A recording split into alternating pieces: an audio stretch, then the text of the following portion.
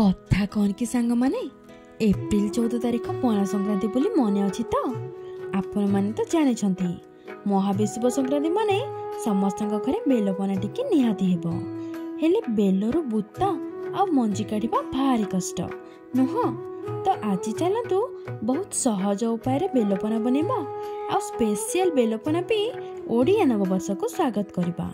तो मुझे नहीं गोटे बढ़िया गुलुगुलिया पाचिला बेल आ ढो ढा कर फटेकी गोटे चामच साहाय्य बेलर सबु बहलिया अंश को काढ़ी नहीं ढालीदेली अल्प टिके पानी आ बढ़िया भाव में चकटी चाकटी गोटे जगार रखिनेली तापर गोटे बड़ जगह नहीं ता ऊपर देली चालुनी बा प्लास्टिक जाली आपण मानक पाखरे जोटा अछि आपण माने नहीं परिबे।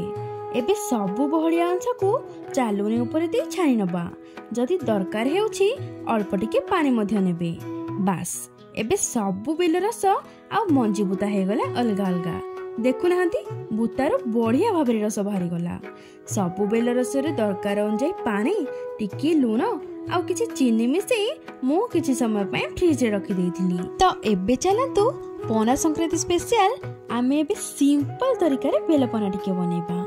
तो एबे पड़िला दरकार अनुसार गोलमरिच गुंड सांगरे किछि नड़िया कोरा आउ किछि काजू बास सबको घांटी घुंटी सरला परे हमर बेलपना हे गला रेडी। आपण माने चाहिले एथिरे बुंदी आउ आपनकर फेवरेट फ्रूट्स मध्य यूज करि परिबे। एबे बेलपना को काढी नेले गोटे सुंदरिया ग्लास रे आउ ता ऊपर देई देली किछि छेना नड़िया कोरा काजू आउ किछि चेरी बास नववर्ष रे स्पेशल बेलपना रेडी। तो सांग माने आपण मानको जदि मो वीडियो भल लागि थाए चैनल को निहाती सब्सक्राइब करिके जिबे। Okay thank you so much. Happy Pana Sankranti. जय जगन्नाथ।